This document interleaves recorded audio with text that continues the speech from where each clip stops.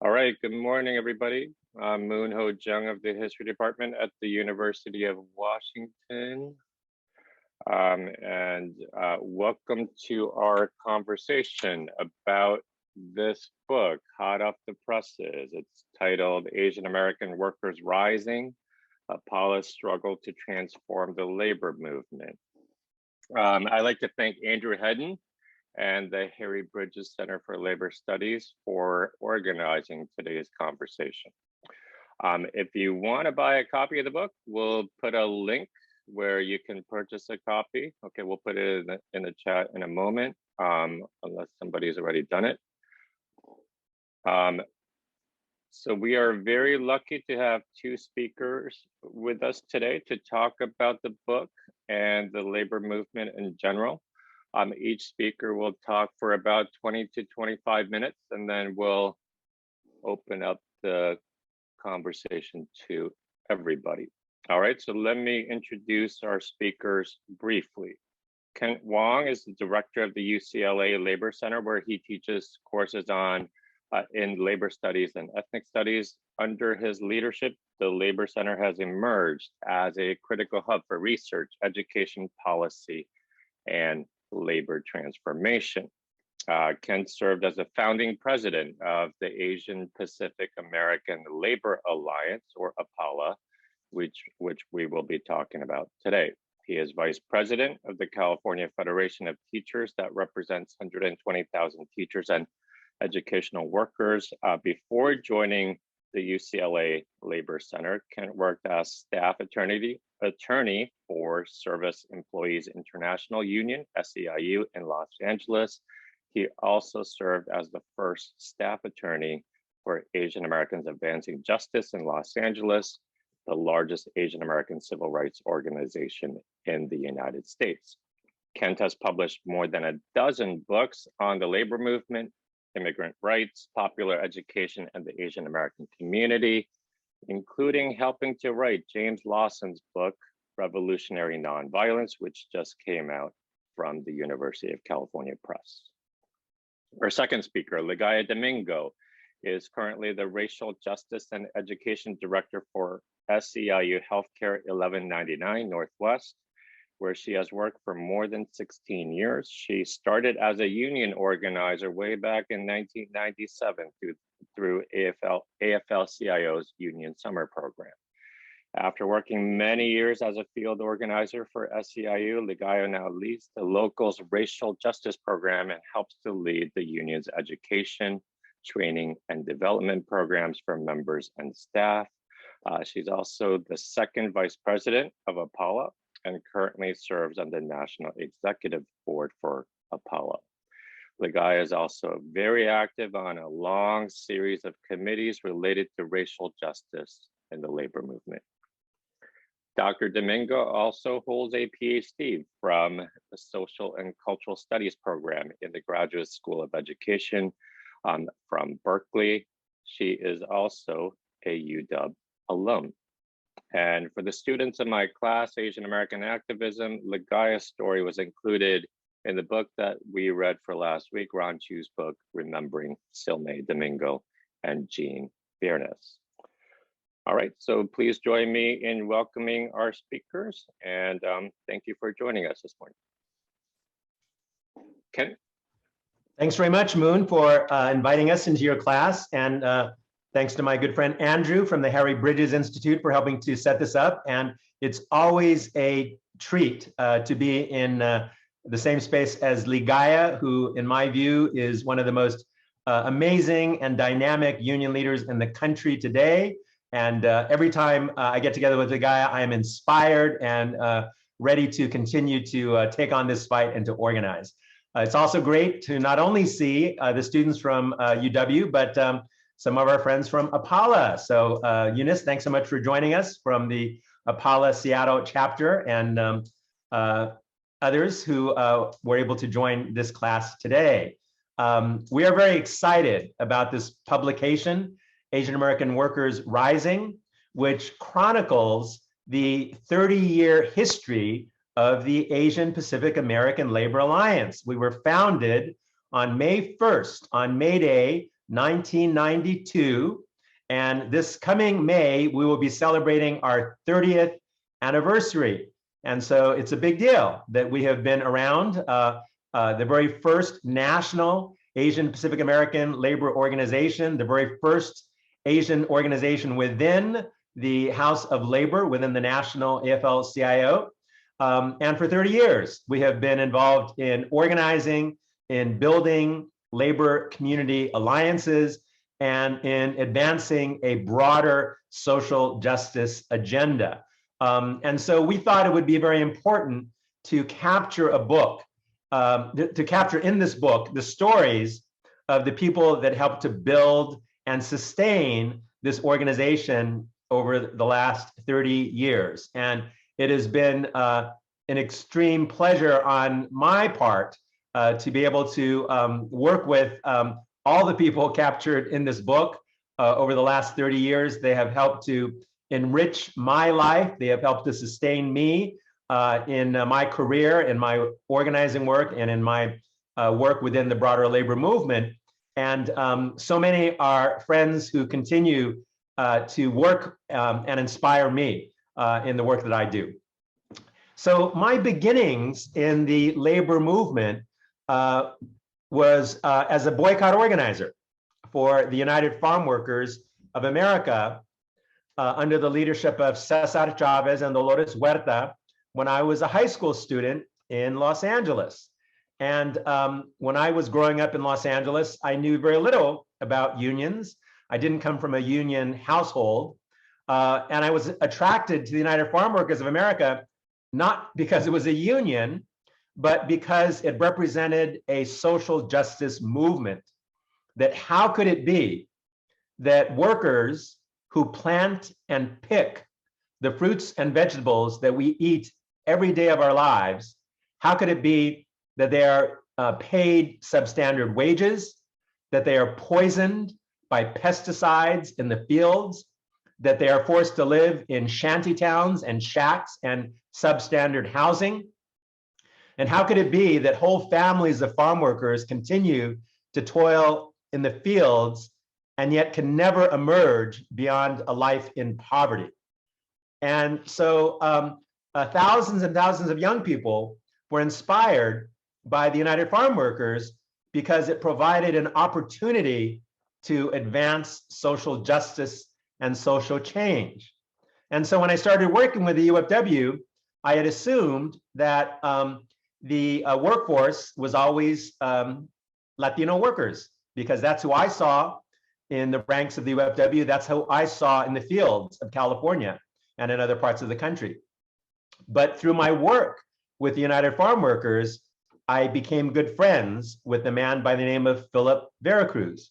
And Philip Veracruz was the highest ranking Filipino within the United Farm Workers. He was the second vice president.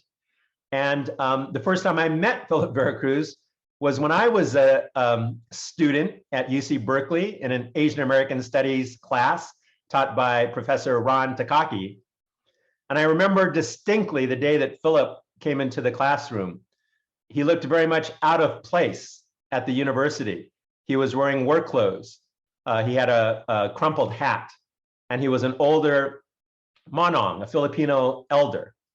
And yet, when I heard him speak, and when I heard him talk about his experience working and organizing in the fields of California, I was inspired by his clarity and his vision.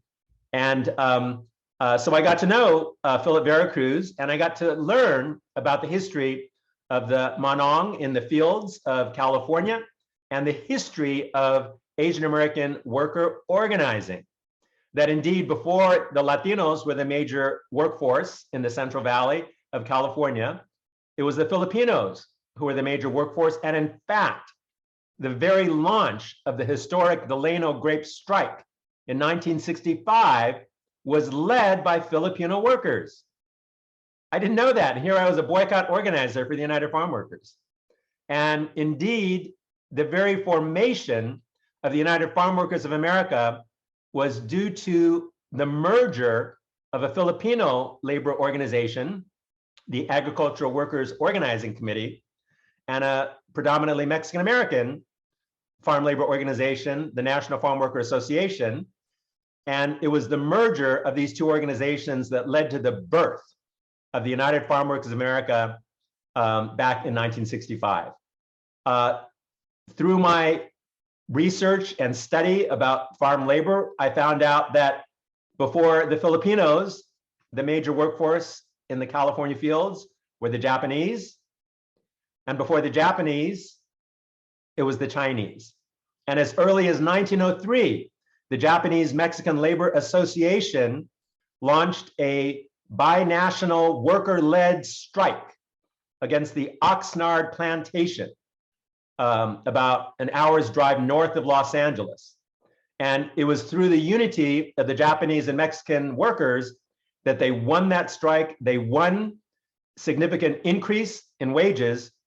And when they applied for admission to the American Federation of Labor, the president of the American Federation of Labor, Samuel Gompers, responded that they would accept the charter application of the Japanese Mexican Labor Association under one condition.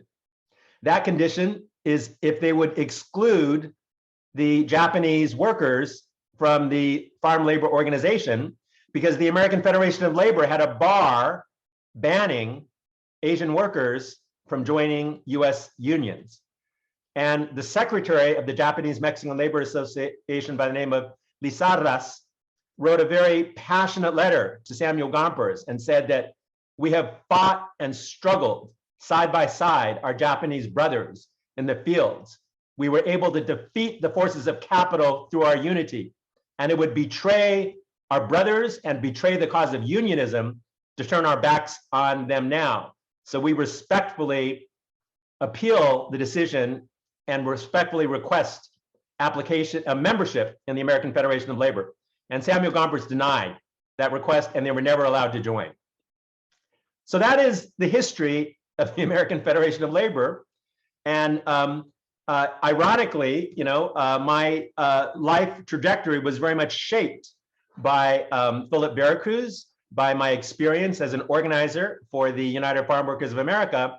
And I went on to go to law school. I became staff attorney for the Service Employees International Union in Los Angeles during a time of tremendous transformation and change with the Justice for Janitors campaign, with the home care organizing that successfully unionized 74,000 home care workers in the state in Los Angeles, that went on to successfully organize more than 300,000 home care workers throughout the state of California, one of the largest union organizing victories in the last several decades. When I became the director of the UCLA Labor Center, the very first book that I published was a book on Philip Veracruz. And it was a great way of reconnecting with my good friend, Philip Veracruz. It was a good way of taking him back on the road to speak across the country to promote the stories of the Filipino farm labor movement and to expose Philip Veracruz to a new generation of Asian American labor activists, just as I had been exposed to Philip Veracruz when I was an undergraduate at UC Berkeley.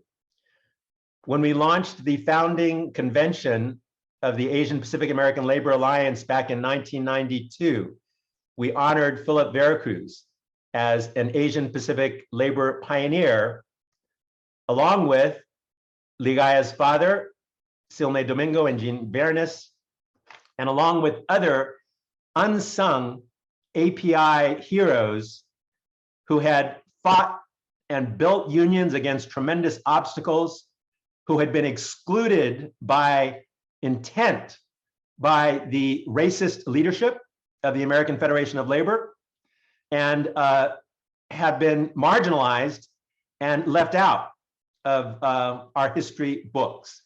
And the irony is, when we first gathered to plan for the founding convention of the Asian Pacific American Labor Alliance, we met at the AFL-CIO headquarters in the Samuel Gompers room. And the irony of this was not lost on the Asian American labor activists who gathered from across the country at our founding meetings. And we commented that Samuel Gompers must be turning over in his grave. The thought that at the national headquarters of the AFL-CIO, in the very building named in his honor, the very people that he had fought his whole life to keep from joining the labor movement are indeed back in the labor movement. So that was back in 1992.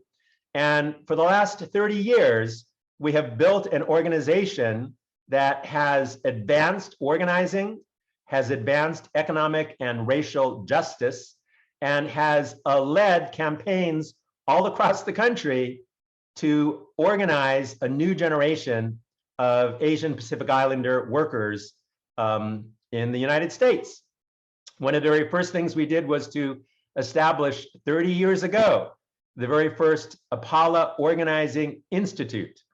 And if you look at virtually any Asian Pacific Islander organizer in the country, you will find that they either participated in an APALA Organizing Institute or were recruited and trained by someone who attended or participated or led an APALA Organizing Institute.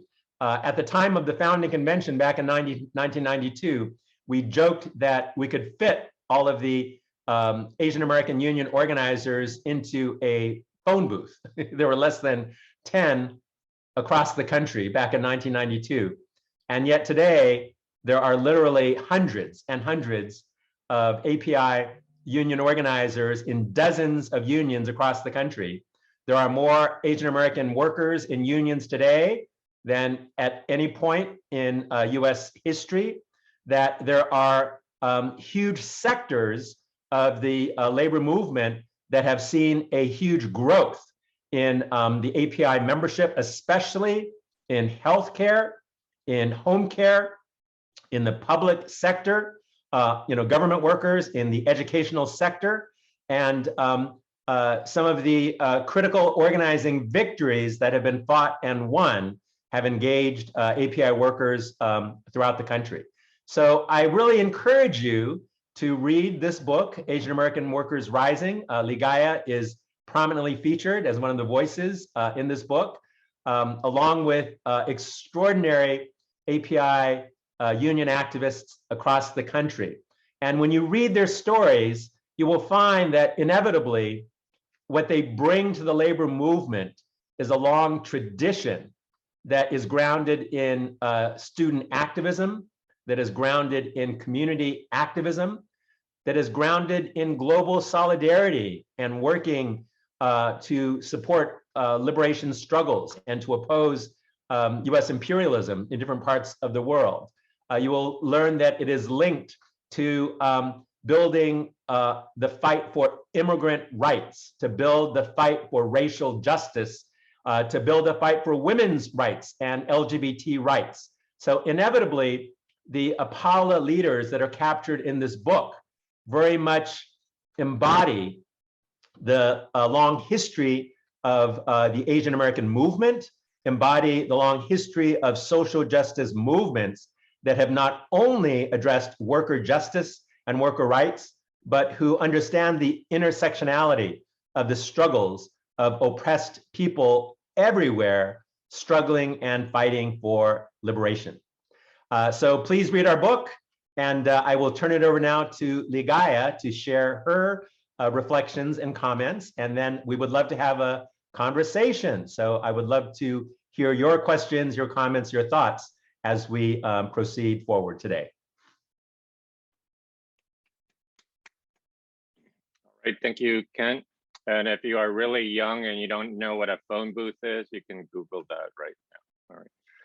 All right. And Ligaya Domingo will be our next speaker. Great. Thank you so much, Kent. As you can see, Kent is a big fan of mine. I am also a big fan of Kent's. I don't think that I would be where I am today if it weren't for a lot of the work that Kent has done in founding the Asian Pacific American Labor Alliance and having been a tremendous mentor to me. So thank you also, Kent. So Kent and Moon thought I would be a good addition to this conversation to speak to the organizing of Ligaya Domingo, who is my father, and his comrade, Jean Viernes.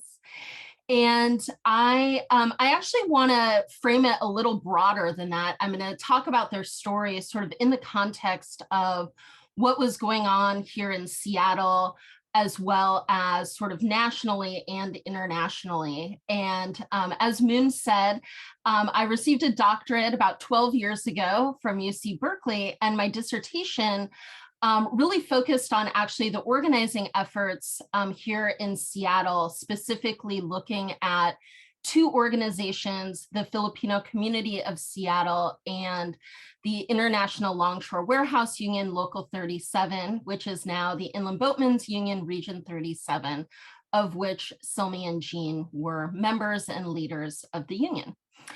So I'm going to share a little bit of a slideshow also as part of my presentation. So give me a quick sec while I get that up and going.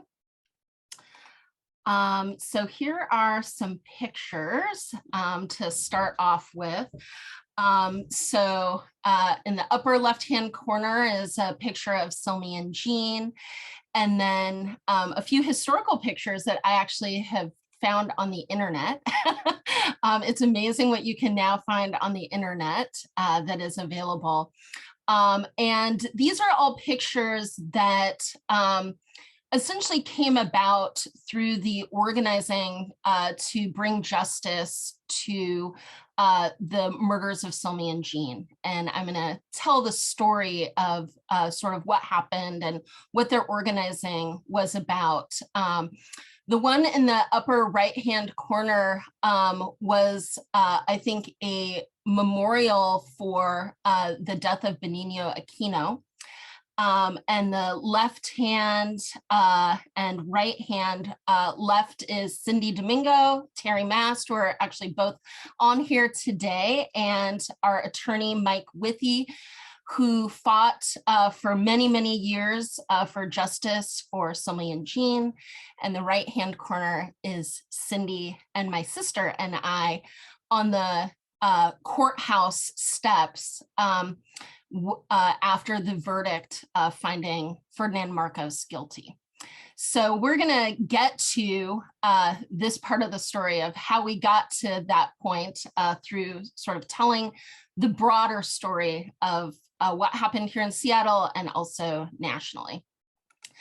So I, in my research, asked some big questions about what was going on in terms of the work in these organizations, and how were activists able to really transform those organizations to become social movement organizations. And I explored the divisions within the Filipino community in Seattle, and then more broadly, which I think actually is pretty important today, even understanding what's currently happening in the Philippines, because many of those divisions continue to exist. And then the question of what are the historical and current contract texts through which the divisions developed and reproduced. And I would say that actually the murders were a result of these divisions that played out within the broader community, locally, nationally, and internationally. So the first question about the divisions, when you look here nationally, and specifically in Seattle, you can see a real history of the interplay between family immigration history, generation, and class. And as Kent said, you know, this history of Manongs who came to this country seeking jobs was really critical and is a critical part of understanding what happened with Jean and Silmy, because their fathers were also cannery workers just like they were. So there were two major divisions that arose after 1965, which is when, as you may know, the Immigration Act was passed. And within the Filipino American community here in Seattle, there was real division between those whose families immigrated to the United States before 1965, who were predominantly second generation and whose families were working class.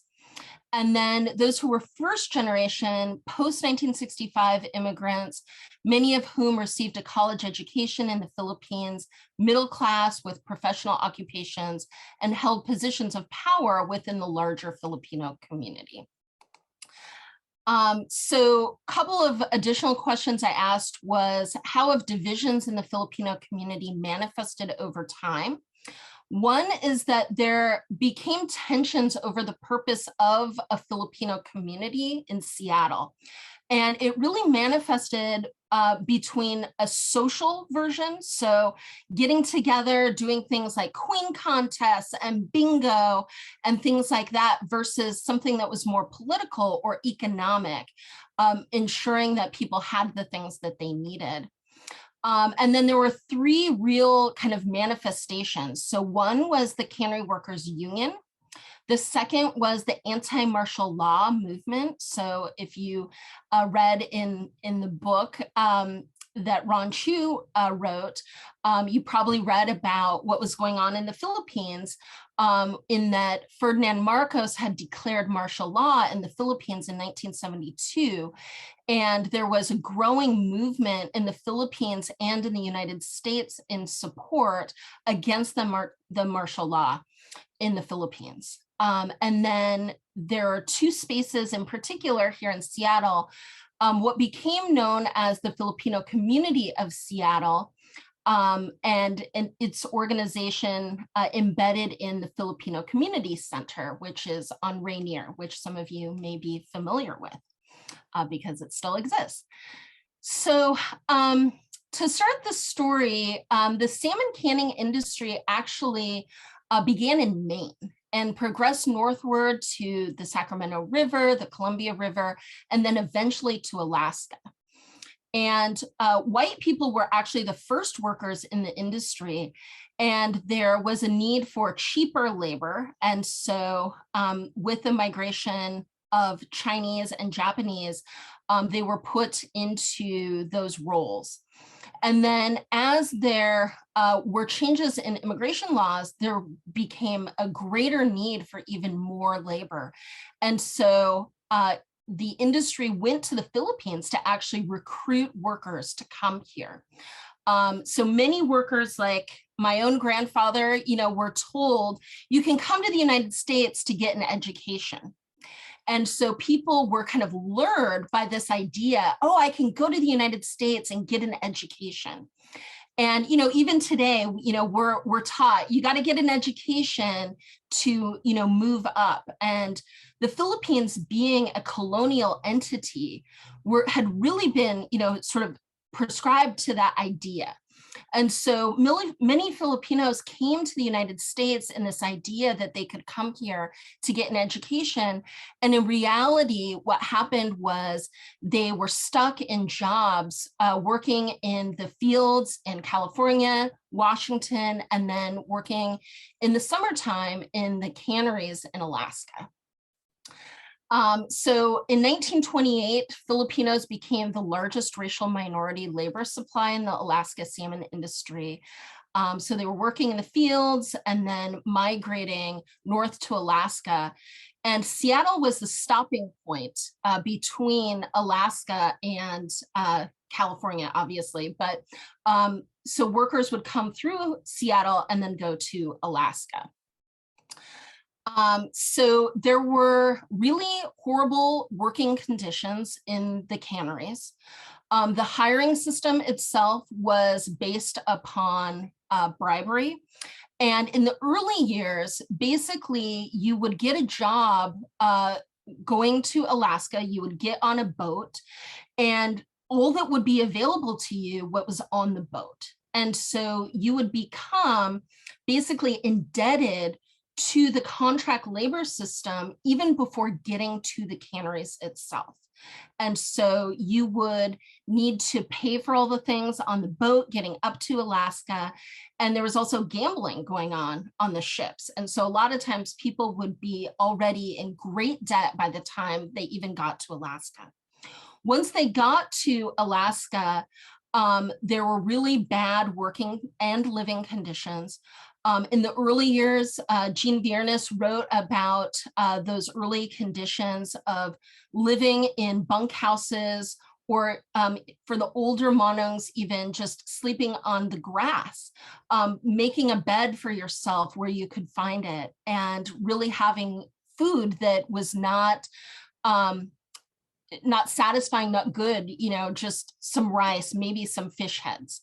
And so those conditions were really bad. And so people started talking about it and decided to organize.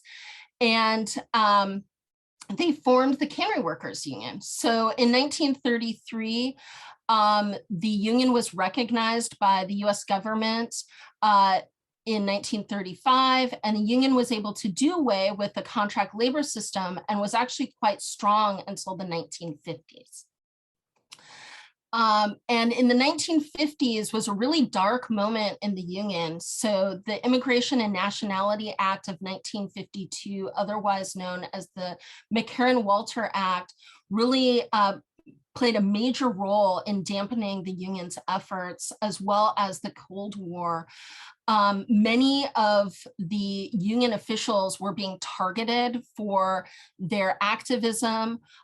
Some were even expedited out of the United States, and the union really went into decline. So there was a decline of membership, no gains in union contracts. The union became unresponsive to the needs of members, allowed discrimination, gangsterism, and gambling to take over in the canneries. The union was run through a corrupt dispatch system that was based on bribery and gambling in the canneries. So in 1965, there were major changes in the Filipino community in Seattle. So the idea of community had originally really been embedded in informal spaces like gambling halls and restaurants in the International District, through the Filipino community of Seattle as an organization, really started in 1965, where it had originally been sort of informal. With this influx of new Filipino immigrants, there was really a big need for a more social constitution of community. And the needs of Filipinos who had been in the United States already were not seen as a high priority because they were now a minority, and tensions arose. So the first generation of Filipinos were, living in single residency occupancy hotels in the International District. They didn't have families for the most part, and they had, major needs as they were becoming older. And the community became sort of unresponsive to those ideas and needs.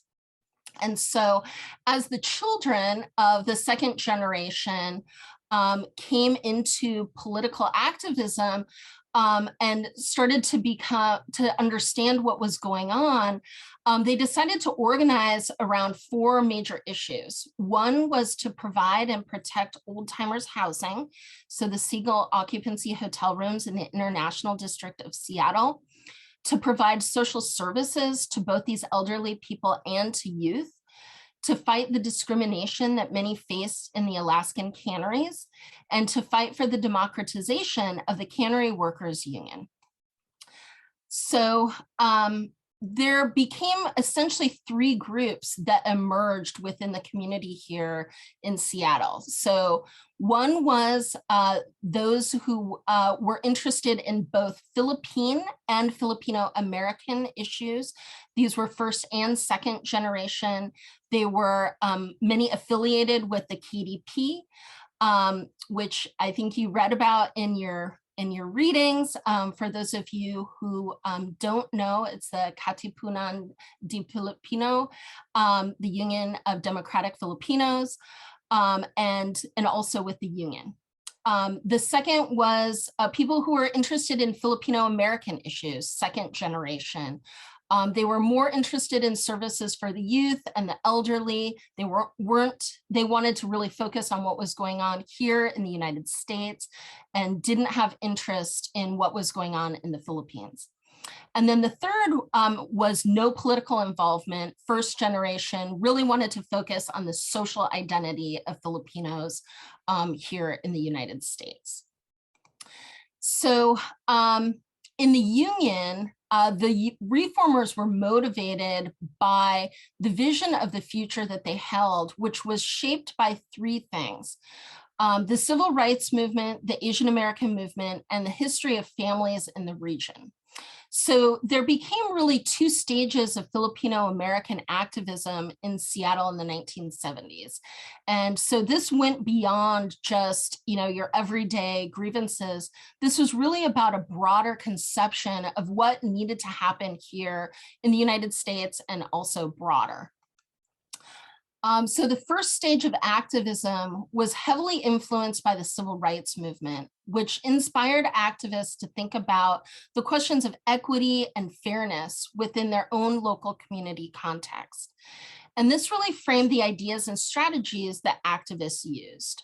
And it started by using an equity-based framework that focused on social services, discrimination, and civil rights.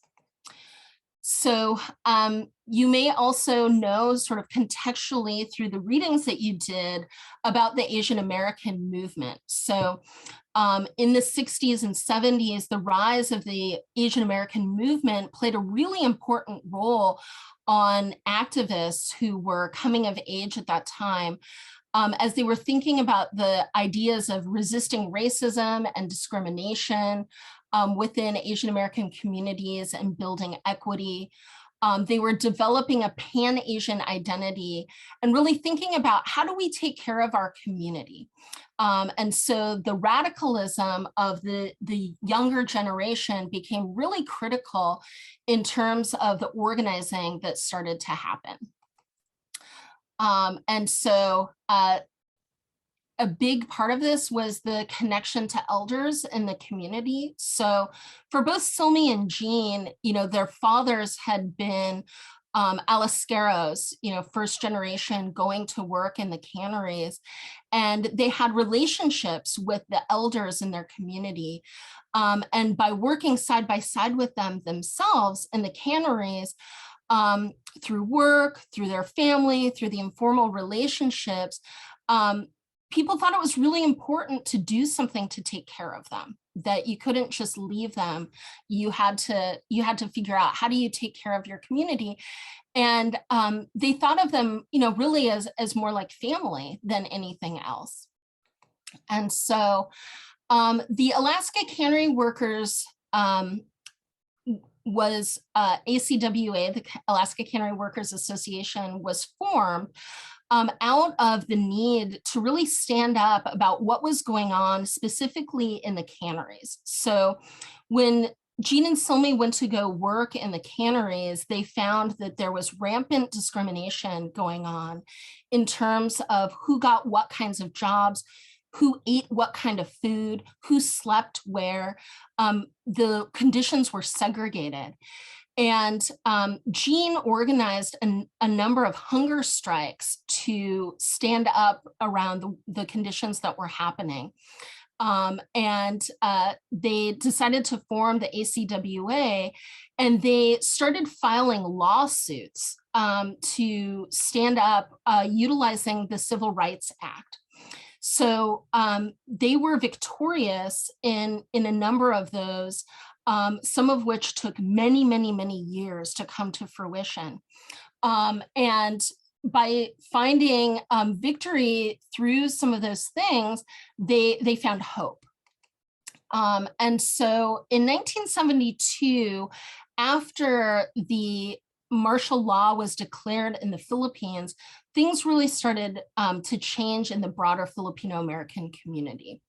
In 1972, the KDP was formed, and there really became a split within the Filipino-American community between those who wanted to do something about what was going on in the Philippines and those who wanted to really focus on what was going on here in the United States. And so it was really kind of a difference between these ideas that started with the civil rights movement around civil rights and equity, and then more radical approaches to organizing, and the KDP had a Marxist-Leninist perspective. And so there's a lot of red baiting that started to happen within the broader Filipino community. So in 1975, there was a big change in strategy. Activists had been working outside of the union structure through the ACWA. Some have said that the ACWA was a quote unquote leftist mistake. The idea that going outside of the union might be a different way of going about it. And so what they decided to do was actually go back into the union and do a reform effort within the union. And they realized that to make an impact in the lives of cannery workers, activists actually needed to be in contact with the membership, that they needed to develop the relationships that were necessary with the membership of the union, and to actually organize people to stand up for what they needed through collective bargaining and through the democratization of the union. So the Rank and File Committee platform was to work to make the union a fighting organization of the rank and file membership, to serve the rank and file membership, to have a leadership that was accountable to the rank and file, a fair, honest, and above board organization. And they wanted to make sure that there was a dispatch system that was not based in bribery, that was based in fairness and a system, and that there could actually be elections that would be democratic. So in 1978, they ran their first slate, and they won all of the executive board positions and the vice president, but lost the secretary treasurer and dispatcher. And so through that, they realized that they needed to have a change in strategy, which is that they needed to have a more detailed organizing plan to talk about the issues going on in the workplace and to really ground in that. Which, for those of us who are organizers today, it's sort of like, interesting, of course that's what you would do. But I think, that's part of the learning that that we all get to benefit from, in that, others before us tried different things. And so they went back into the workplace to engage with the membership of the union and really had different outcomes as a result of that. So in 1980, the reformers won all of the positions except for the president, which was still held by Tony Barroso. They didn't run anyone for president, so it wasn't that they lost the presidency, it's that their strategy was to essentially surround him through all of the different roles. So Silmy Domingo was elected as the secretary treasurer, and Jean Viernes was elected as the dispatcher. So the dispatcher position was extremely important. The dispatcher position was important because, as I said, there had been bribery based in how you got dispatched or were able to go to Alaska. And by having someone who was upholding fairness, it became a different system. So the organizing efforts from that point continued, and they were able to then utilize the union as a space through which to stand up around the issues that were going on in the Philippines as well. So in 1981, Silmy and Jean introduced a resolution at the ILWU convention to investigate the state of trade unions, working conditions, and civil liberties of Filipino workers. So they were helping to build international solidarity in the Philippines, and that became extremely threatening to President Ferdinand Marcos. And so a few months later is when Jean and Silmy were murdered. So this can be seen as both a political setback, but also a political opportunity. And what I mean by that is that while their murders were a huge loss, obviously. There was also the opportunity to shed light on really what was going on. And so on June 1st, 1981, Silmi and Jean were murdered by two members of a gang in Seattle called the Tulisan Gang. They were gangsters, they were members of the union who shot Silmi and Jean, and they dumped the murder weapon in a nearby dumpster. They found that the gun was registered to the president of the union, Tony Baruso. And the Domingo and Viernes families and supporters organized to uncover the conspiracy of what was going on with regard to the murders, and found that Baruso had been paid and then paid the gunman to shoot Silmi and Jean, but that who was behind it was Ferdinand Marcos. And of course, there are several books, including Mike Withy's book that was written recently, that also speaks to the role that we believe that the US government played in covering up this conspiracy as well. So the Committee for Justice for Domingo and Viernes were formed, and organizing efforts occurred for 10 years before Marcos was eventually brought to a guilty verdict. So a few things happened after that. First of all, that within the broader Filipino community in Seattle, the reformers were really pushed out of the community. There was this, they talked about beware of the red hand, and activists removed themselves from the Filipino community of Seattle and worked on issues outside of the Filipino community through the KDP, the union activists, and housing as well. And so a big question that I looked at when I did my research was, why was the reform effort in the union successful? So one was that they had really explicit strategies and framing.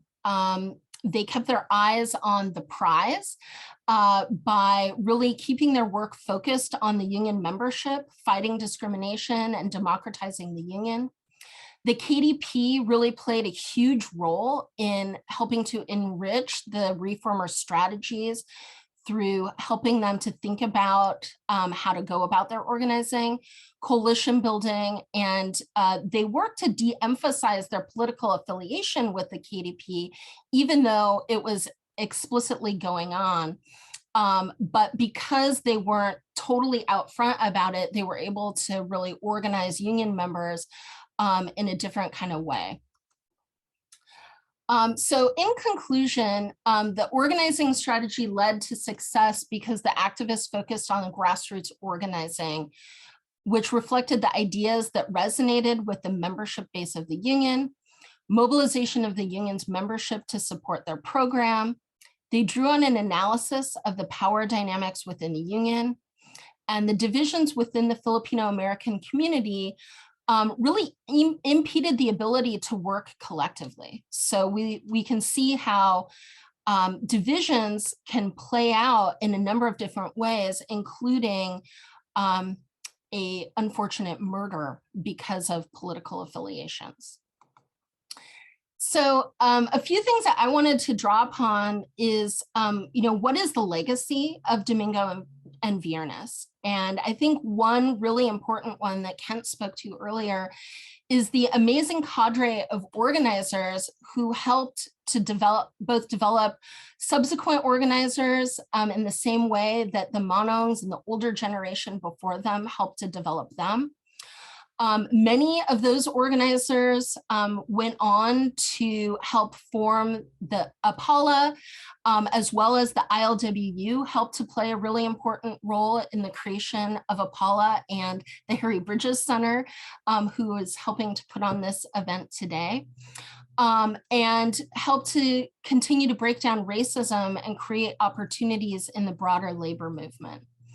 And the organizing for civil rights and against racism was really the foundation of the work that continues today. And unfortunately, we see the continuation of racism going on in workplaces and in our labor movement today. But we are working hard to dismantle that, because we know that the only way that we're going to be able to really realize what is needed for all workers is by ensuring that there really is a dismantling of racism in our movement. So a couple things I just wanted to share about my own story. I became an organizer in 1996. I went through the AFL-CIO Union Summer Program. I see Bob Gorman on here, which is exciting. Bob was the host of our Union Summer Program here in Seattle.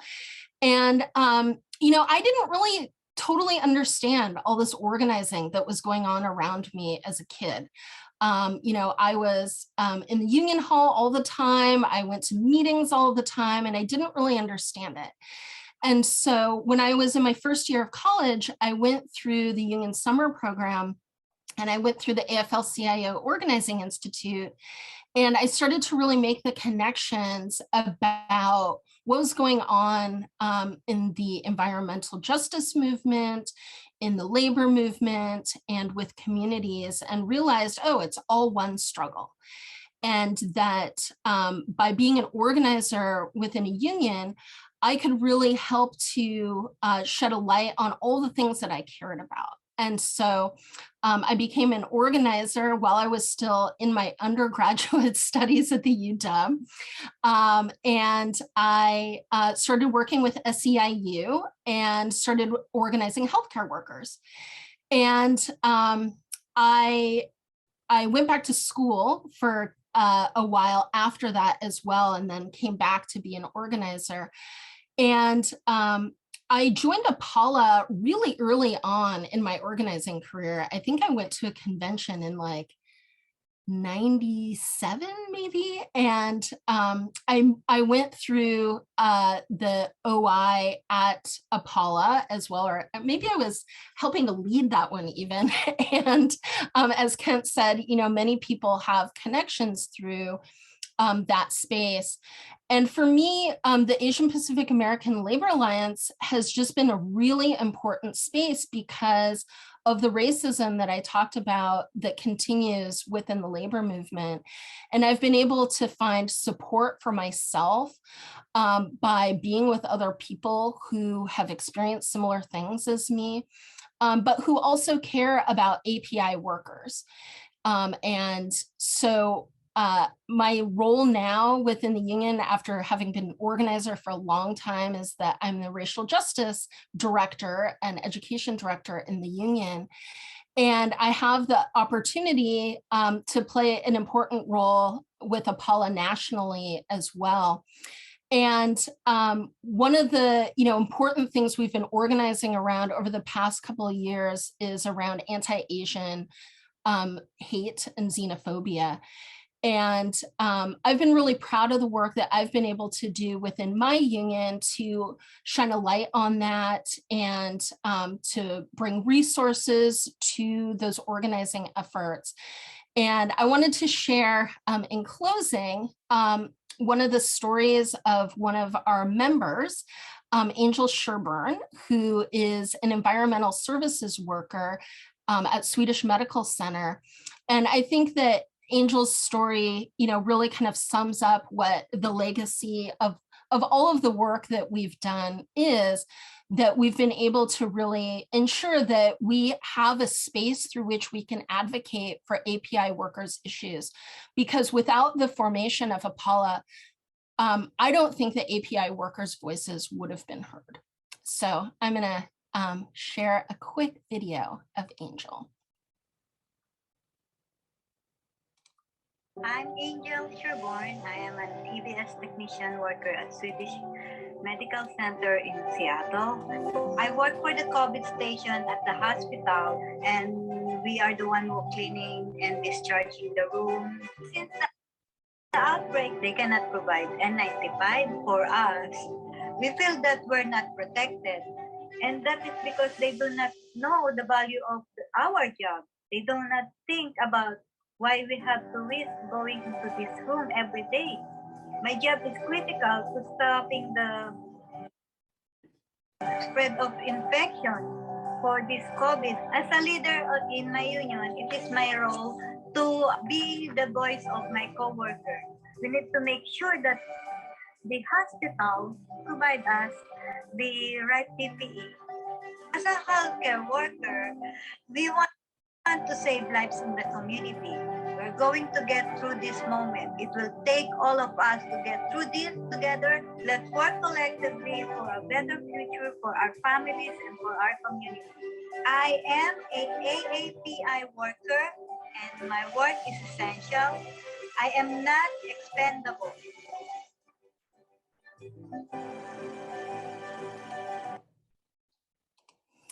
So workers like Angel and her coworkers have a voice, I believe, because of the work of APALA and ensuring to fight for their voices to be lifted up and to be heard. When I first became an organizer, I was one of 2 people of color that worked at my union. The only API organizer at my union, and now I'm so proud that we have so many people of color working at my union and so many leaders of color in our union. And so that's the story, and I think that that's the legacy of Somi and Jean, is fighting to ensure that people of color could be seen and heard within our unions. All right. Thank you, Ligaya, and thank you, Kent. I'm going to ask the first question. I'm actually going to refer to the book that we've been talking about on APALA, and it's a collection of oral histories, memories of what it was like to be a part of APALA, right? So I'm going to quote from page 42. It's Katie Kwan's story, and I'm just going to, please be patient. I'm just going to read the paragraph on page 42, all right? So it's Katie Kwan says, I have to say that there was contention at every turn. I mean, for anybody who ever thought that Asians were quiet or meek, all they had to do was come to one of these meetings and they would be astounded. There was contention over everything from saying the Pledge of Allegiance at the beginning of our meetings to whether people who were associate members of unions could belong to APALA.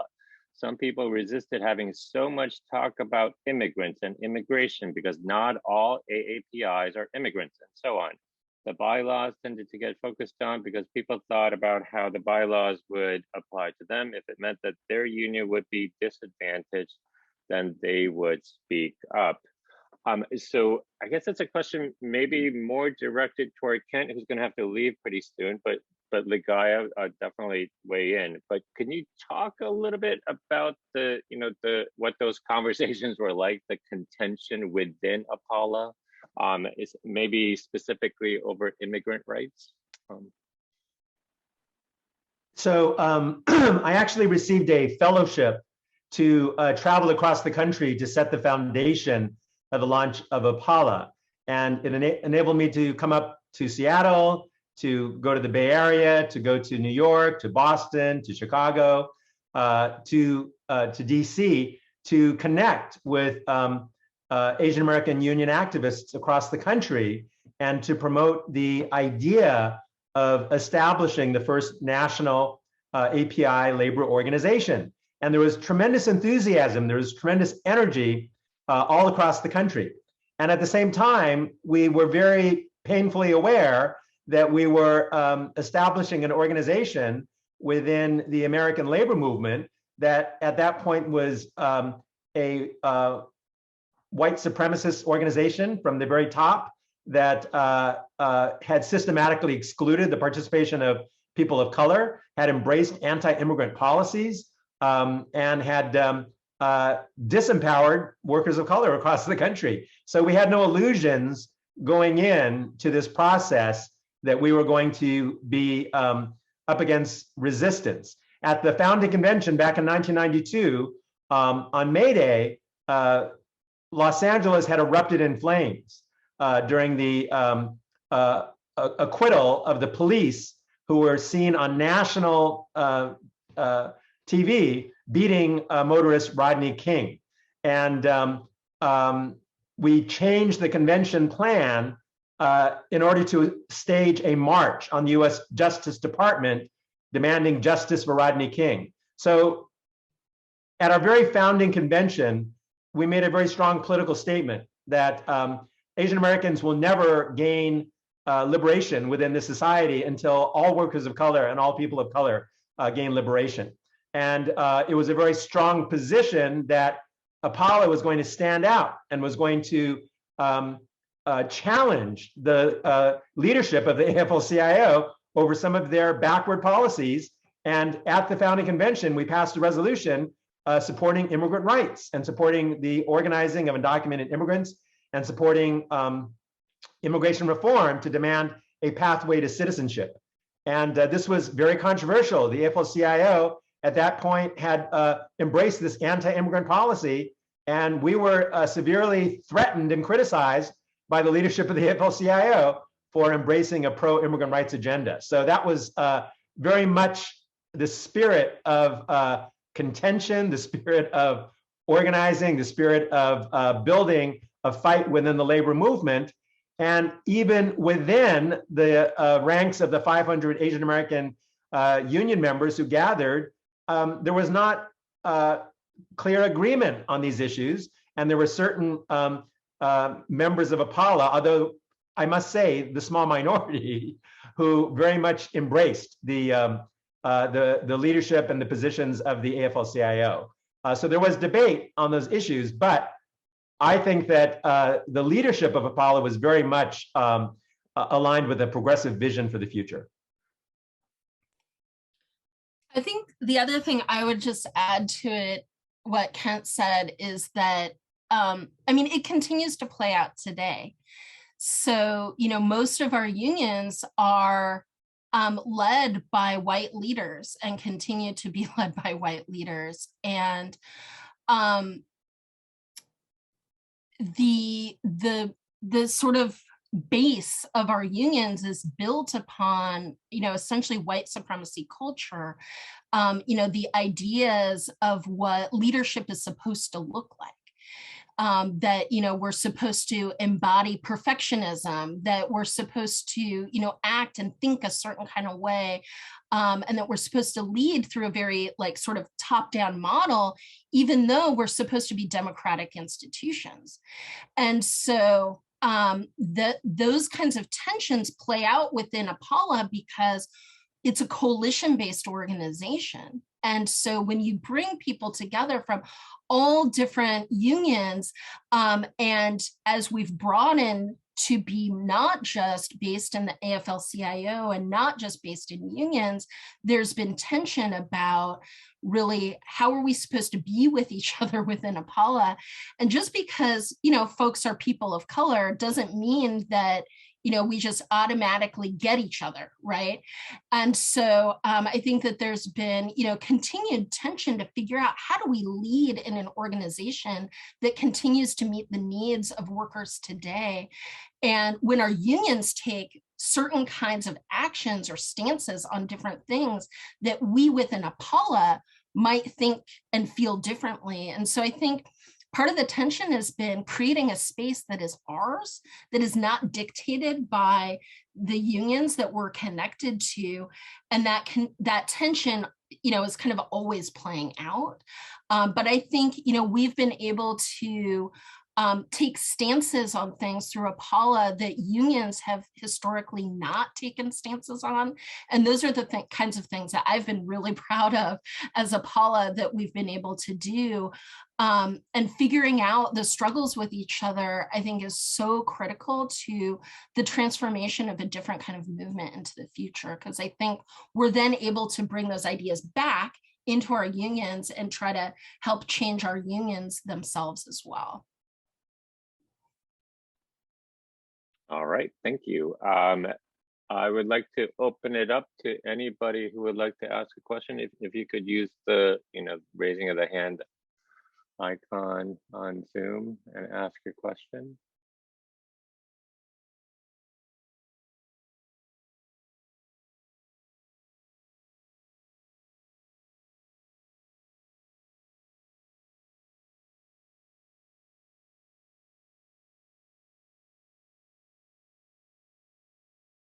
Well, okay.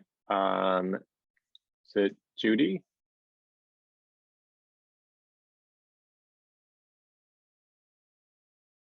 Judy Gibbs, you have to unmute yourself, I believe. Yes, if nobody else, this is a little off topic, I guess, but if nobody else has a question, I'll ask this one. Why was I well remember Ferdinand Marcos. I lived with Filipino students in graduate school, and I'm still in touch with them. And I remember very well when Marcos declared that martial law, because, well, I just do. And my question is, if Marcos was president of the Philippines, why was he getting 2 union organizers in Seattle murdered? And is there more I'd like to know more about this, because I didn't think the president of the Philippines could get people murdered over here. Can you say more than you did during the presentation? You may need to unmute. Moon, I'm wondering if I might be able to have Cindy or Terry respond to this question, if that's okay. Sure, yep. If they are willing, that would be great. Terry, you want to do it? Go ahead, Cindy. We're gonna put you on the spot. Okay, I'm still in my pajamas. Actually, it is not an off-base question, and it's really the heart of the story about Salmi and Jean and Terry and all the others that went into that union and were part of the US-based anti-Marcos movement. But just in addition to Ligaya's description of the work, the KDP was a radical organization of people that considered themselves wedded to the strategy as outlaid by Marxism-Leninism. And so they were very radical in their thoughts and always interconnected their struggles. So as soon as they went into the union, they took up the thinking that was relayed to them from the Manongs, which was they never left international solidarity at home. They took it into their workplaces. So that when Salmi and Jean and Terry and others in the reform movement won power in the union, they took that opportunity to build, as Ligaya said, international solidarity with the workers in the Philippines who were living under the dictatorship. And that's what caused their death. At that point, there had only been one union who had taken a position around the Philippines, and unfortunately it was Cesar Chavez in the UFW, and was the cause for Philip Veracruz to leave when Cesar Chavez went to the Philippines and then came back in support of the Marcoses. Salmi and Jean challenged the labor movement through a resolution after Jean went to the Philippines, brought back a letter from the KMU, the radical labor movement in the Philippines, wanting to send a delegate, asking and supporting Jean and Salmi and the reforms movement in the Local 37 to send a investigating team to the Philippines. And that resolution, as Ligaya said, was hard fought for and was passed. And at that point, Salmi and Jean found themselves at a dangerous intersection of joining together the labor movement as represented by the ILWU and the US-based anti-Marcos movement. Marcos could not afford the ILWU to eventually send that investigating team to come back, criticize his regime, and then take a position to oppose, to support the end of that dictatorship. It could ultimately have economic repercussions because you know the power of the ILWU and their control of the docks. And so before that resolution could be implemented, before an investigating team could be brought forth, they were murdered. And so it was because they were labor leaders and they enjoined their international solidarity work together. and Marcos then ordered, we think, Marcos put into motion the plans for their assassinations on June 1st. Okay, and you mentioned Cesar Chavez. What was his role in the? What was his involvement? He was invited to the Philippines at one point, and he was wined and dined by the Marcoses, and unfortunately came back supporting the government of the Marcoses, the dictatorship. And You're kidding. when that happened, it split the union. Philip Veracruz resigned with other members of the union. And that was the only time at that point any union had union leaders as high up as Chavez had taken a position around the Philippines. Did Chavez continue to maintain that position indefinitely? Was that his permanent position to favor the Marcos? I'm happy to speak to that as well. And I just really wanted to give a shout out to my good friends Cindy and Terry, who have been such extraordinary leaders in the Seattle area for generations and have had a national impact in growing the labor movement and in growing the broader social justice movements. I think it's very appropriate that I led off by talking about Philip Veracruz and that I published my first book on the legacy of the Filipino farm workers.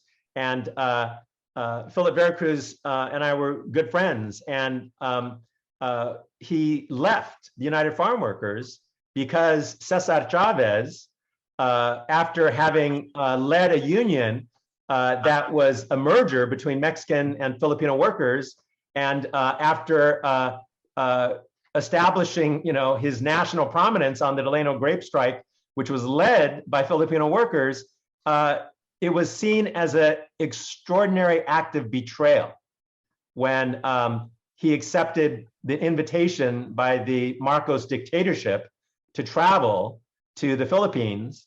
And at the next United Farm Workers Convention in the Central Valley, he invited leaders of the Marcos dictatorship on stage with him. And this was a huge slap in the face for the Filipino farm workers who had given their lives to build this union and who had the class consciousness and understanding to know the link between US imperialism and the Marcos dictatorship. So Philip Veracruz stood up at that convention denouncing the Marcos dictatorship, and he quit the union on the spot, which was an extraordinary act of heroism from Philip Veracruz. Cesar Chavez never recanted. He never repudiated his support for the Marcos dictatorship. And for the record, another serious point of disagreement between Philip Veracruz and Cesar Chavez was on the issue of undocumented immigrants. And in the early days, it was Cesar Chavez who was calling in immigration on undocumented workers who were crossing the picket lines and scabbing on the UFW strike lines. And Philip Veracruz adamantly opposed use of immigration. And the reality is that when immigration came by, they didn't go after the scabs, they went after the striking workers. So it was a very self-defeating policy that was embraced by Cesar Chavez. So yes, I support the legacy and the tradition of Cesar Chavez, but even those who we uphold, we have to be honest about the errors that they make. And these were two horrendous errors that Cesar Chavez made. Number one, support for the Marcos dictatorship. And number two, his rejection of the necessity of organizing undocumented immigrants and his use of immigration authorities against immigrant workers. I'm blown away by that, but thank you, Kent, for that long explanation. Very helpful.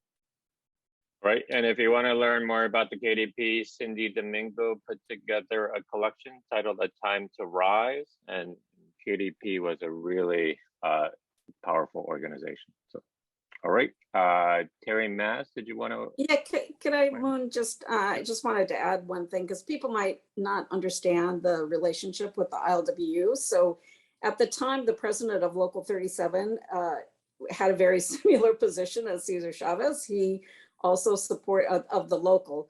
He supported Marcos and was very, outspoken about his position, even when we brought the resolution to the International Convention.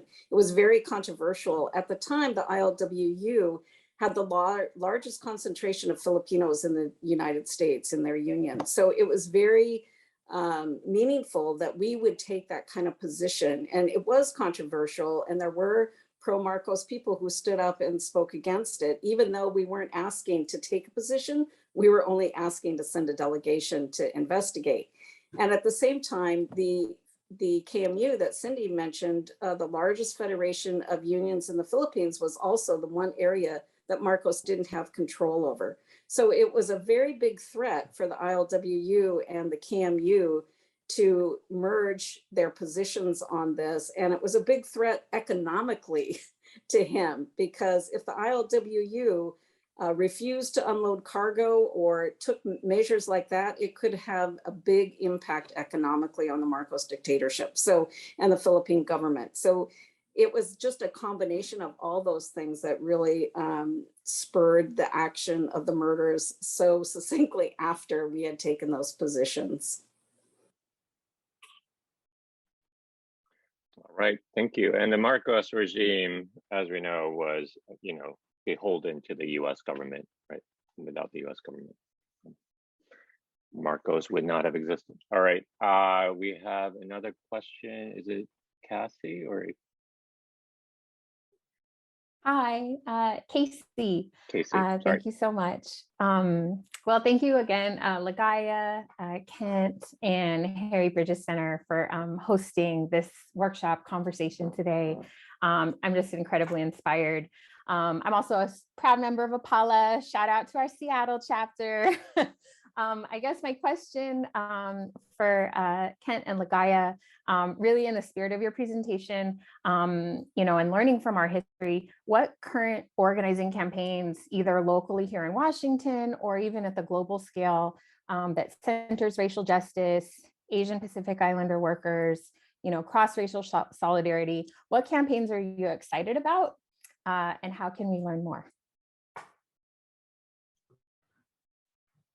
I'll lead off and then I'll turn it over to you, Ligaya.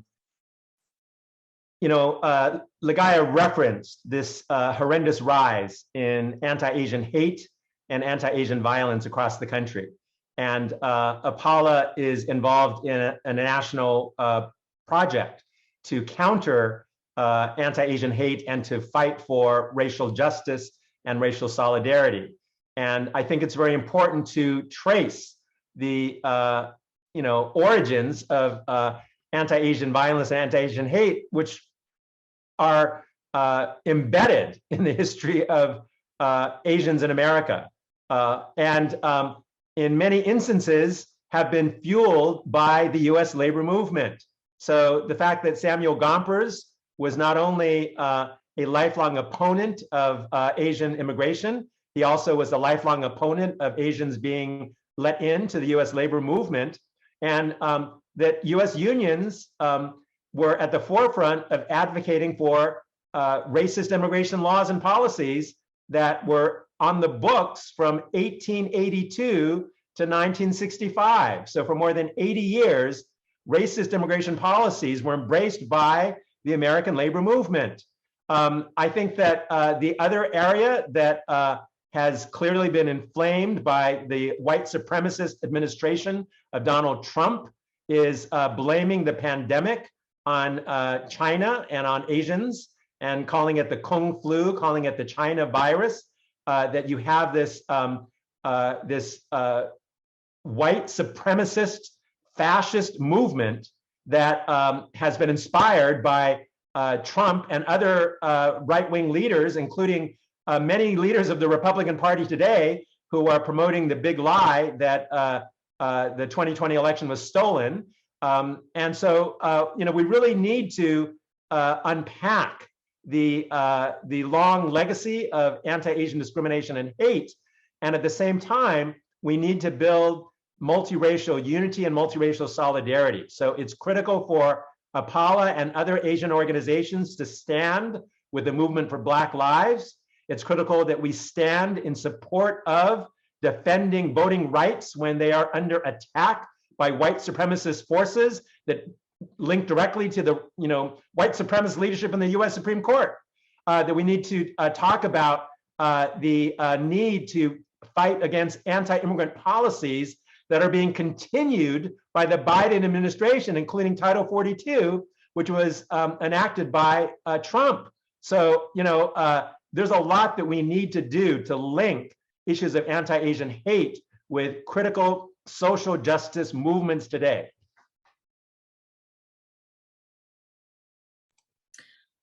So I'll uplift 3 struggles that are currently going on right now. One is you may have heard about the strike that is going on at Nagasek. And I'm going to have my sister, Amy Leong, our organizer for Seattle APALA, drop the link for that. So you can read more about that on that link. The second one is the typhoon efforts that are happening in support of the Philippines. Folks may have remembered in December, the Philippines was hit by a really horrible typhoon. And, in the spirit of, these ideas of international solidarity, through APALA, we've worked really hard to build relationships with organizations around the world, of which, many Kent has helped to champion. And one of the organizations that Seattle APALA has helped to forge is with Centro in the Philippines, which is a labor federation in the Philippines. And, similar to what Cindy was saying about the work that Silmi and Jean did through the ILWU, we've been lifting up, similar things through APALA. We've passed resolutions through APALA about standing with workers in the Philippines, of which, we also meet some confrontation. There are people, all over the place that still support Marcos because people benefited from it themselves. But we have been organizing in support of the typhoon efforts to help to get a generator for workers in the Philippines and water. And so there's a link that we dropped for that as well. And then locally, as Kent said, the importance of cross-racial solidarity is really, really critical. And I think, through APALA, we've been able to organize around that both locally and nationally and internationally.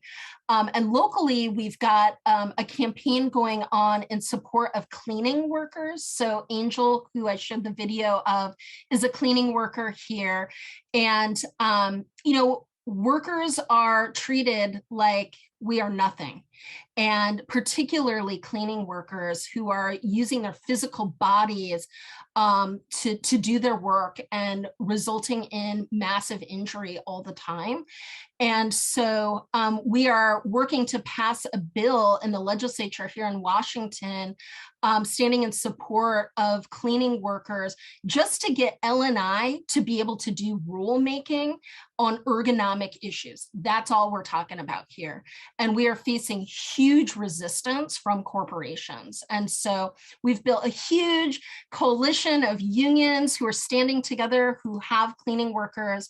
And I'm gonna put in a link for that. And please send a letter to your senator in support of that. All right, thank you. Kent, I know you have to leave by noon for another gig. Did you want to say, anything before you leave us? Actually, on the theme of anti-Asian violence, can I show a 3-minute video clip? It is quite inspiring. And unfortunately, I'm speaking at another class at UCLA that starts at 12 o'clock. But this is a great educational video that I hope that you can use. It's a music video. It's powerful, and it features the issue of anti-Asian hate. So hope you enjoy it. All right. Thank you, Kent.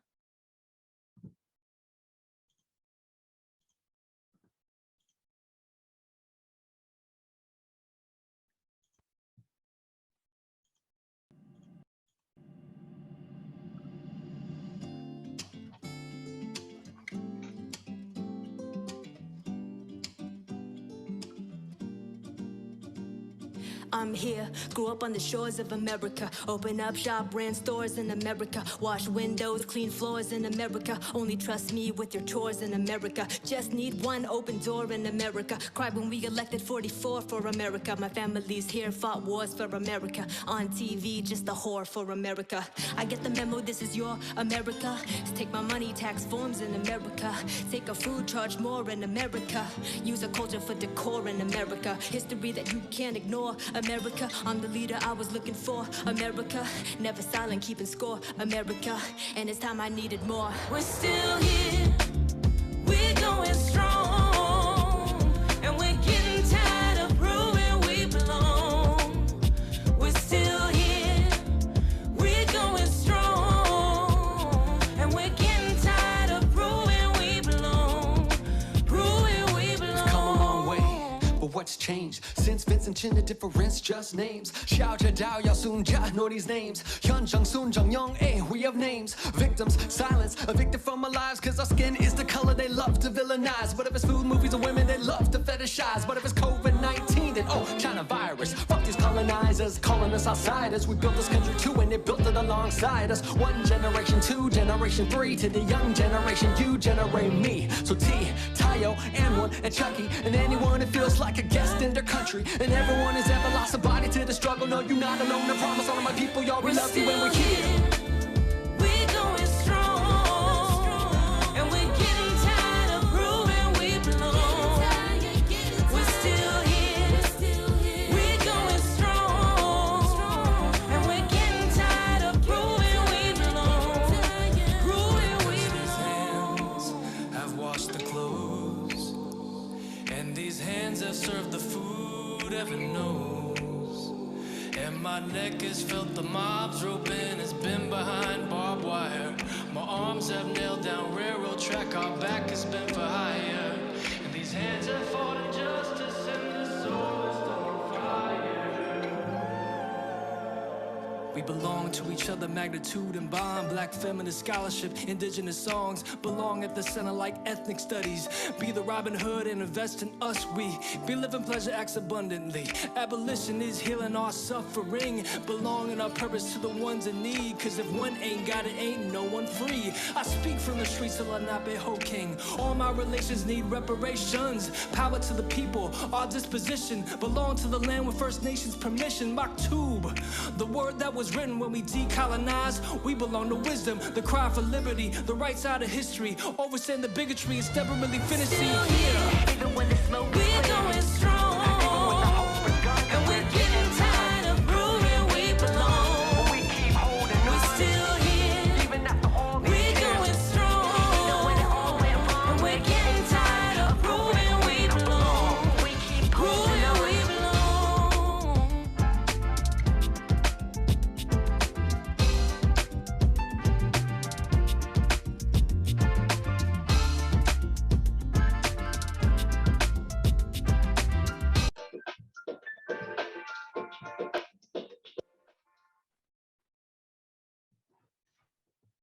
So thanks so much for having me today, and great to see my good friends, Ligaya, Cindy, Terry, Eunice, Andrew, and thanks so much, Moon, for inviting me to your class. And hope that the next time we gather, it will be in person. So have to rush Well, up. thank you. You know, we've had several requests for a link to that video. If you could drop that before you go, that would be great. Happy to send it to you. All right, that's a very moving video. So thank you for sharing that.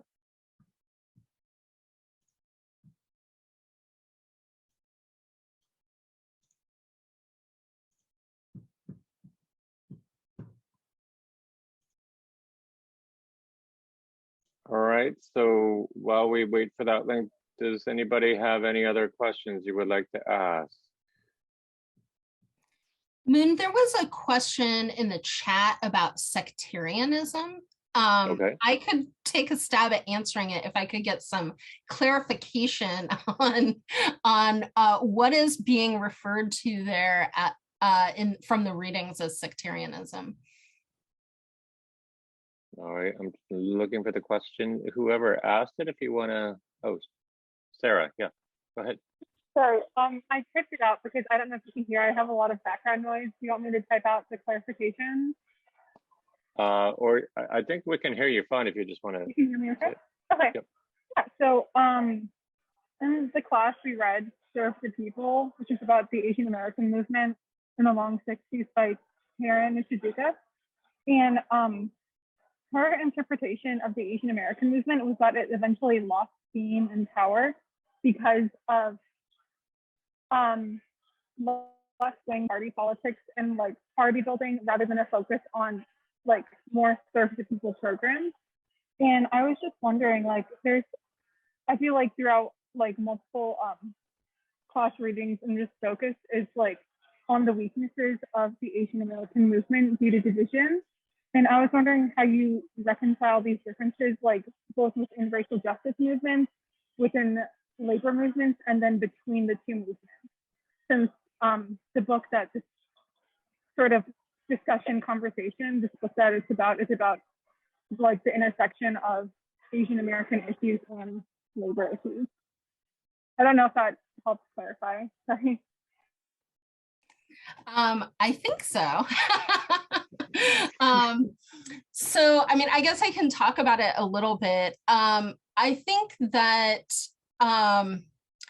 what was going on is, you know, sort of like what I was talking about in terms of these kind of convergence of different ideas of how to make change. And while there was sort of this movement toward becoming affiliated in politically based organizations, that was true. You know, there were all kinds of organizations, you know, from the Red Guard to the KDP to, you know, many others. You know, some people became, you know, more involved in those kinds of organizations, and then some people then became involved in an organization that kind of brought in all of the kind of Marxist-Leninist organizations in the late 70s, early 80s. And my understanding of sort of what then happened, you know, kind of into the 90s was then the collapse of the Soviet Union and the lack of belief that something then different was possible. So those of us then who are involved in the labor movement, you know, have continued our organizing efforts through the labor movement by building voices for workers in that way. And this question of, you know, why isn't there just one movement, I think, you know, is kind of embedded in your question about, okay, well, what happened to the Asian American movement? I don't think it ever was going to be possible that there could just be a standalone Asian American movement without it becoming connected with other movements to make change possible, which is part of what happened with the other organizations that collapsed together with other Marxist-Leninist organizations, because people realized, oh, if we stand alone in our own sectors, we're not going to be able to build the front that is needed to really build the change that is needed. And so I think that that's kind of a big question for us today, you know, about, well, what kind of movement is it going to take to actually bring about the kinds of changes that we need? And what kind of leadership is it going to take? And I think, you know, the stuff that, you know, we've learned about building coalitions and building multiracial alliances is going to be really critical for the future, but no one's figured it out yet, right? And so we all are kind of in our spaces trying to build the change that we think is possible, and doing the best that we can to bring about the kinds of changes that we can. In the labor movement, you know, there are big challenges with building coalitions, even at a local level, to find where is our commonality of beliefs. And there's, you know, all kinds of different ideas about how you go about making change. And so then when you bring the additional layer of race into it, it becomes even more complicated. And so I think, you know, part of what happened with the Asian American movement is that in different places in the United States, it kind of evolved into different avenues of work. And in the Asian American movement, I think what we've seen is actually the biggest conglomeration within the labor movement. And as you can see through Kent's book, there's been a huge rise of API organizers. And I'm super proud of our Seattle APALA chapter, which is now the largest, strongest chapter of APALA in the nation. We're the only ones who have a organizer who's actually on here, Amy Leong. And we've been able to figure out, how do we bring our resources together to organize? And none of the other constituency groups, which are where people of color essentially are housed in the labor movement, or were given space, the A. Philip Randolph Institute, the Coalition of Black Trade Unionists, the Coalition of Labor Union Women, the Latin American Advancement Project, I think is what it's called, LACLA.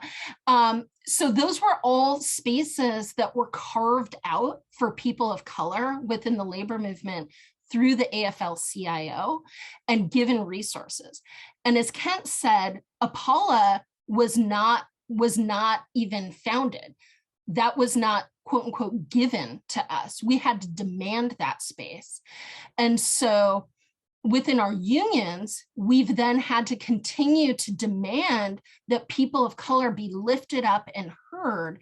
And in my union, we're the first union that about 5 years ago now made a commitment to become an anti-racist organization, to lead on an agenda of racial justice. And the reason that we did that is because we realized, if we just continue on this pathway that is essentially economic justice, we are not going to resolve the issues that are going on that are centered around racism.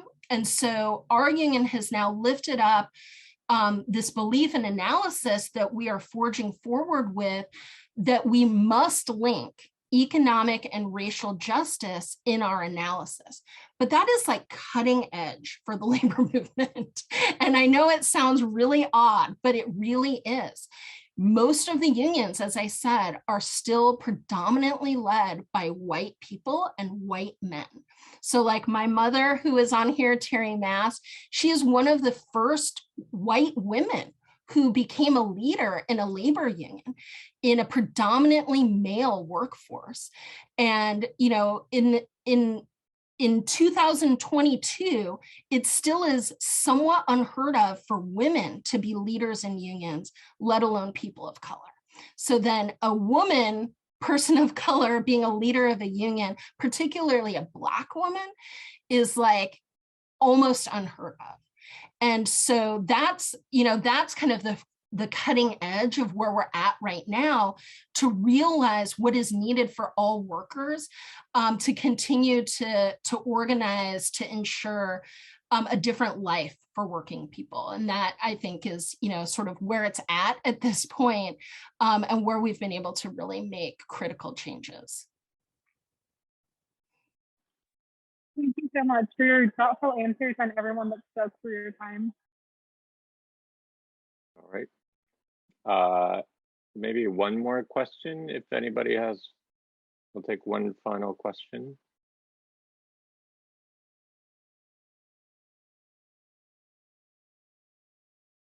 Pressure's on. Who's going to ask that brilliant last question?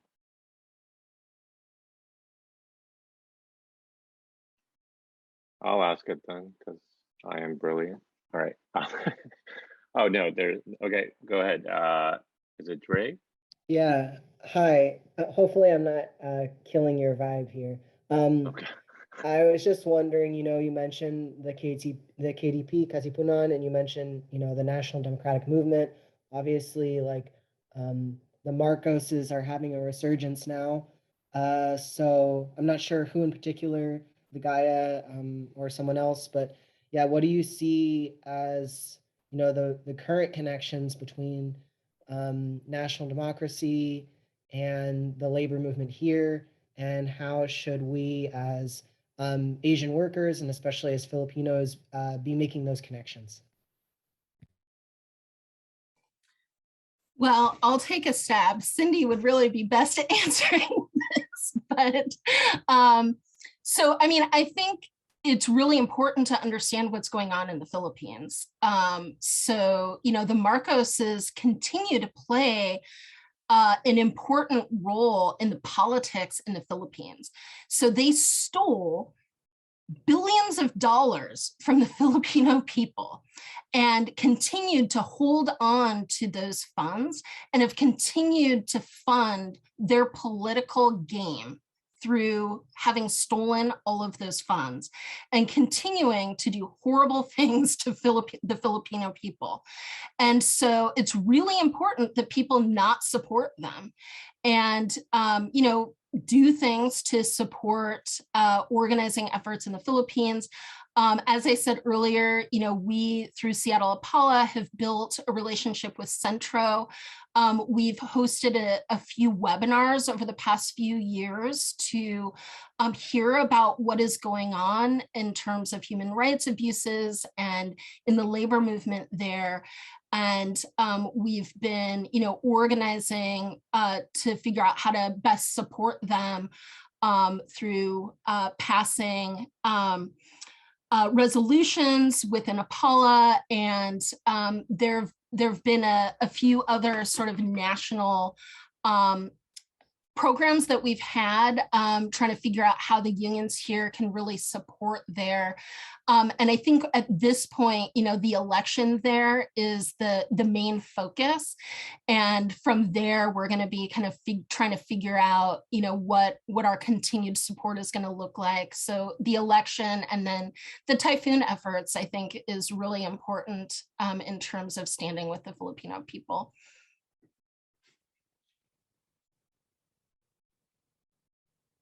All right, thank you, Ligaya.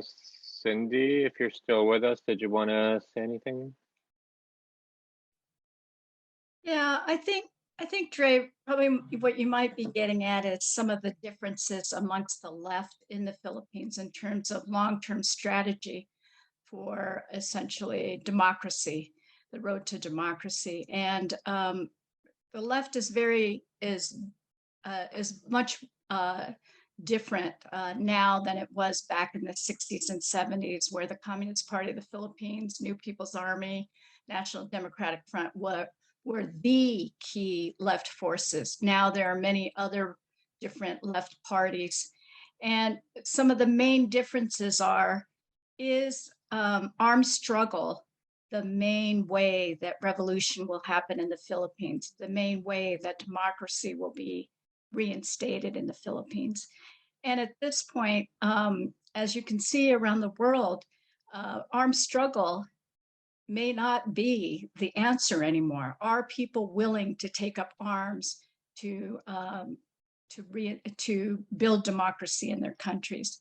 And so for many countries, as we see in Latin America and even in the Philippines, where millions of people flock to the polls, I mean, the Philippines has a turnout rate of over 90% in their elections. And so they still believe that going to the polls is a key road to building democracy in their country. And so that's why the elections this year and almost every year are so key, but in particular this year, because you have a popular Democratic force, Leni Robredo, running for office versus the son of the former dictator and the daughter of the current authoritarian head of the government, Duterte. So you can see that popular elections, going to the poll, is so important for Filipinos and can make such a big difference in the Philippines. And so when you look at the strategy for how will you bring democracy and build a strong democracy, is it through armed struggle, or is it through the vote? Is it through reforms, progressing towards a more stable democracy? Those are some of the key differences that we have in the left today. All right. Thank you, Cindy. Thank you, Ligaya. Thank you, Terry Mass. Thank you, Kent Wong. Thank you, Andrew, for organizing. And thank you all for joining us today. Now we can all get to rest and get on with our day. But thank you all for participating. Appreciate it. Thanks, Moon. All right. And we'll upload the recording of today's conversation somewhere, somehow, and Andrew will let everybody know. All right. Thanks, everyone. Thank you. Bye.